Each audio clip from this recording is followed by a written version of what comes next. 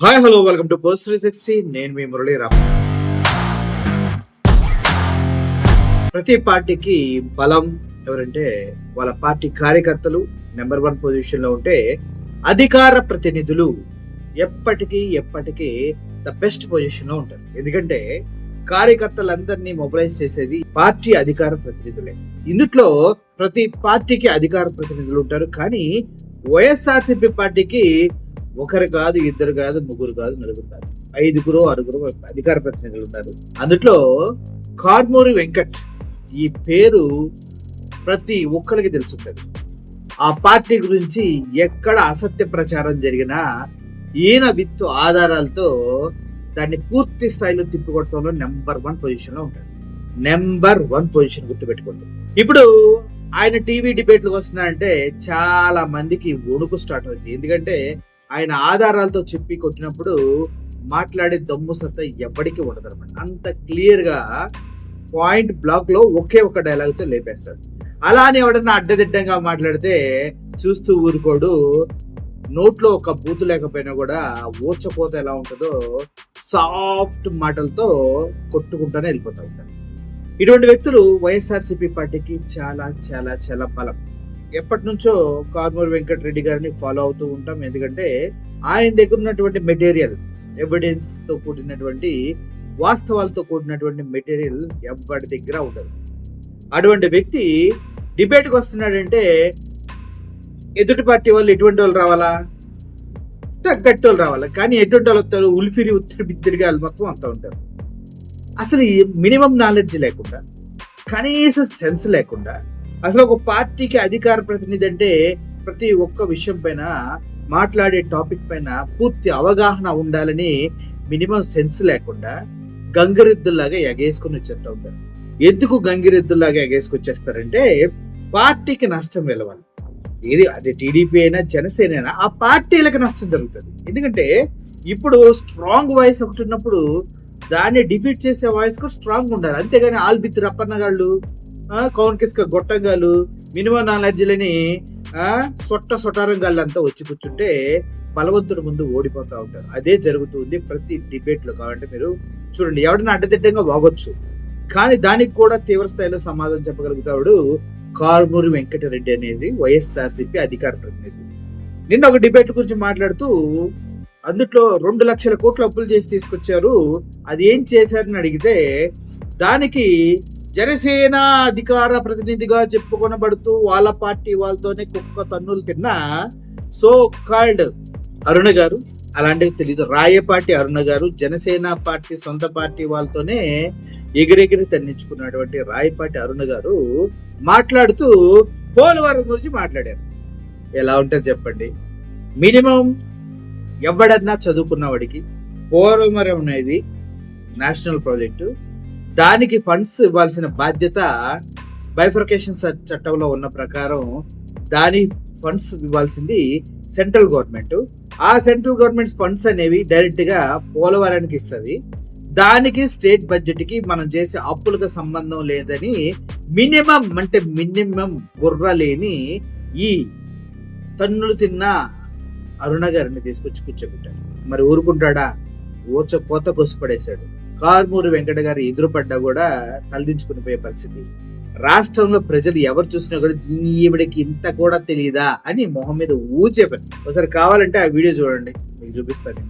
ఇప్పుడు కూటమి ప్రభుత్వం వచ్చిన తర్వాత పెద్ద ఎత్తున పోలవరం పనులు స్టార్ట్ చేసి దాని మీద పెద్ద ఎత్తున బడ్జెట్ ని కేటాయించి పోలవరం త్వరితగతిన పూర్తి చేయాలి. నెక్స్ట్ ఎలక్షన్ కి ఎట్టి పరిస్థితిలో పోలవరం అనేది హామీగా ఉండకూడదు, ఖచ్చితంగా పూర్తయిన దశలోనే ఉండాలి అని చెప్పేసి ఈ రోజు కూటమి ప్రభుత్వం భావిస్తూ పోలవరం మీద ఆ నిధులను కేటాయించిన ఆ విషయం అందరికీ తెలుసు. 1,75,000 కోట్లు అప్పు చేసి ఏం చేశారంటే ఆమె ఏమంటారంటే పోలవరానికి సంబంధించి పరుగులు ఎత్తిస్తున్నారంటారు.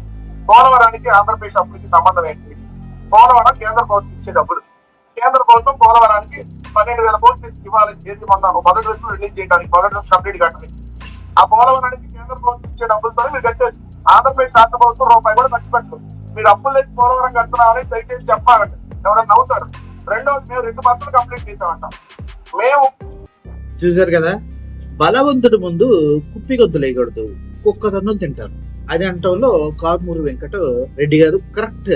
అసలు ఎంత సాఫ్ట్ గా సెంట్రల్ గవర్నమెంట్ నిధుల్ని వీళ్ళు స్టేట్ గవర్నమెంట్ అప్పుల్లో కలిపి పోలవరం దాంతోనే కడుతుందని చెప్తున్నారు చూడండి. ఏ చెప్పుతో కొట్టాలి భయ వీళ్ళని? సరే ఆలోచించండి, మీరు ఆలోచించాలి కదా. మనం కూడా 2 లక్షల కోట్లు అప్పులు చేసి పోలవరం కడుతున్నారంట. ఏంటి? సొంత రాష్ట్ర నిధులతో. ఎవడని నింటే దేంతో వాళ్ళు కూడా అర్థం కాదు రాయపట్టారనా. మరి ఇంత ఆఫ్నాలజీ కూడా జీరో నాలెడ్జ్ తో డిబేట్లకు రాకూడదమ్మా. సరిగా చదువుకున్నప్పుడు నెక్స్ట్ ఇంకొక అక్క ఎవరో ఉంది. ఆ అక్క గురించి కనుక మనం చూసినట్లయితే ఆ అక్క మామూలు లేదు. మరి ఈ అక్క స్టైల్ ఏంటో నాకు అర్థం కాదు. ఇప్పుడు తెలుగుదేశ మహిళ అంట, మహిళా నేత అంటే ఈవిడకి అసలు మినిమం సెన్స్ లేదు.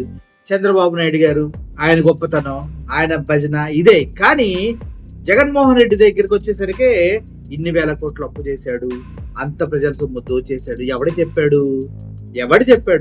ఎవరైతే ఆయన అరెస్ట్ చేశారో ఇంటెలిజెన్స్ ఆయనే చెప్పాడు కదా. లేదా అంత లేదండి, 1100 కోట్లు ఏమో ఉంది, 1,00,000 కోట్లు అనేది ప్రోపగండా, అంతా అబద్ధం. 1100 కోట్లు ఏమో ఉంది, అది కూడా డాక్యుమెంట్ సబ్మిట్ చేస్తే రిటర్న్ అయిపోతుంది అని చెప్పాడు కదా. ఇప్పటికీ జగన్మోహన్ రెడ్డి గారి కేసులో ఉన్నటువంటి ఐఏఎస్ ఆఫీసర్స్ ఎవరినైతే వీళ్ళు కూడా సహకరించారని చెప్పారు, వాళ్ళందరికీ క్లీన్ షీట్లు ఇచ్చారు కదా. అది కూడా తెలియదు ఏమో ఇష్టం వచ్చినట్టు వాగేస్తుంది ఆవిడ. మరి కారుమూరి వెంకటరెడ్డి ఊరుకుంటాడా? జగన్మోహన్ రెడ్డి దగ్గర మీద అన్ని కేసులు ఉన్నాయి అంటే చంద్రబాబు నాయుడు గారి కేసులు చిట్టా అంతా తీశారు. మీరు కూడా ఆశ్చర్యపోతారు, చంద్రబాబు నాయుడు పైన ఎన్ని కేసులు ఉన్నాయా అని. ఎందుకంటే ఆయన బయటకు రావు, ఎందుకంటే వాళ్ళంతా పచ్చ మీడియా మేనేజ్ చేస్తూ ఉంటది. జగన్మోహన్ రెడ్డికి ఏదైనా చిన్న కేసు అలా ఎఫ్ఐఆర్ అయితే అది ఇంత పెద్ద న్యూస్ అవుతుంది.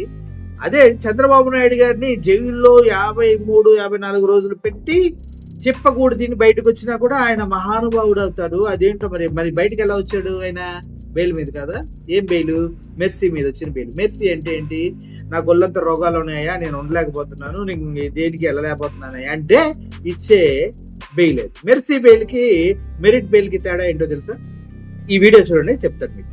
విలువలు, విశ్వసనీయత, రాజ్యాంగం గురించి మాట్లాడుతుంటే దెయ్యాలు వేదాలు వదిలించినట్టుంది. 38 ఈడీ కేసుల్లో ఉన్న ముద్దాయి 43,000 కోట్లు ఈడీ జప్తు చేయబడిన సొమ్ము వీళ్ళ నాలెడ్జ్ ఇలా ఉంటది.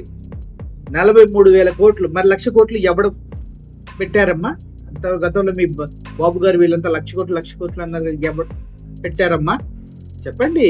అంటే ఆ నాలెడ్జ్ ఉండదు వీళ్ళకి. మొద్ద ఏది ఆ ఎల్లో మీడియాలో చెప్తే అది తీసుకొచ్చి అది బుర్రలో ఎక్కించుకొని అదే నమ్మి గుడ్డెత్తు వరిచేలో పడ్డట్టు ఎవరు చేస్తారు. అంతే, గుడ్డెత్తు చేలో పడ్డట్టే. ఇంకా అంత మించి లేనే లేదు. బుర్రలు పనిచేయవు, బ్రెయిన్లు పనిచేయవు. ఏం తిట్టున్నారు వీళ్ళు అస్సలు.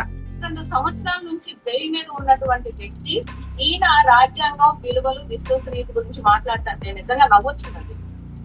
జగన్మోహన్ రెడ్డి గారు పెట్టిన ప్రెస్ మీట్ వచ్చిన తెలుగుదేశం మహిళన్న దాని మీద ఏమన్నా మాట్లాడతారేమో అనుకుంటే, జడ్డీ మీద 11 కేసులు ఉన్నాయి, 43,000 కోట్లు తినేసి ఎవరు చెప్పారు 43,000 కోట్లు తెలియకపోతే తెలుసుకోండి. ఇప్పుడు ప్రస్తుత చంద్రబాబు నాయుడు గారు దేని మీద బయట ఉన్నాడు? ఆయన ఏమన్నా సొంత కోసం బయట ఉన్నాడా? స్కిల్ డెవలప్మెంట్ లో, హెల్త్ ఇష్యూస్ మీద బెయిల్ మీద బయట ఉన్నాడు. మద్యం కుంభకోణంలో బెయిల్ మీద బయట ఉన్నాడు. అమరావతి భూముల కుంభకోణంలో బెయిల్ మీద బయట ఉన్నాడు. అంతకుముందు 18 అవినీతి కేసులో స్టేజ్ తెచ్చుకున్నాడు. ఓటుకు నోటు కేసులో రెడ్ హ్యాండెడ్ గా కళ్ళు చెవులు ఉన్న వాళ్ళందరికీ చంద్రబాబు నాయుడు మాట్లాడాడని క్లియర్ కట్ గా తెలుసు. మీరు నీటి సూక్తులు మాట్లాడితే ఎట్లా? చంద్రబాబు నాయుడు పెద్ద శుద్ధపోత కాదమ్మా. ఈ రాష్ట్రంలోనే అవినీతికి పెద్ద బ్రాండ్ అంబాసిడర్ ఉంటే చంద్రబాబు నాయుడు. ఇప్పుడు దేని మీద బయట ఉన్నాడు చంద్రబాబు నాయుడు చెప్పండి? బెయిల్ మీద బయట ఉన్నాడా లేదా? నేను దానికి సమాధానం మంత్రికి చేత కాదు, మీకు వచ్చే అధికార ప్రతినిధికి చేత కాదు. అది ఆయన చూసారు కదా, ఎంత పాయింట్ టు పాయింట్ కరెక్ట్ గా నరుక్కుంటూ వెళ్ళిపోతాడు. అంతే. టీడీపీ వాళ్ళకి, జనసేన వాళ్ళకి నాదొక విన్నపం. కారుమూరి వెంకటరెడ్డి గారు కానీ, కేఎస్ ప్రసాద్ గారు కానీ, అదే విధంగా శేఖర్ రెడ్డి గారు కానీ, ఇటువంటి వాళ్ళు డిబేట్లకు వస్తున్నారంటే, వైఎస్ఆర్సీపీ పార్టీ అధికార ప్రతినిధులు డిబేట్లకు వస్తున్నారంటే కొద్దిగా స్టఫ్ ఉన్న వాళ్ళని పంపించండి. లేదంటే వాళ్ళు వేసే బౌన్సర్లకి తలలు పగిలి కాళ్ళు విరిగి అసలు ఏం చేయాలో తెలియని క్రికెటర్ ఎలా దిక్కుమాలిన పరిస్థితిలో ఉంటాడో అలా ఉంటున్నారు మీ అధికార ప్రతినిధులు. అర్థమైందా సార్? పార్టీని కాపాడుకోండి సార్. ఇక్కడ ఆల్రౌండర్స్ ఉన్నారు, అక్కడ కనీసం డిఫెన్స్ చేసుకునే వాళ్ళన్నా పంపించండి, లేదంటే పంపించకండి. Thank you for watching this video. Murali signing off. Thank you so much.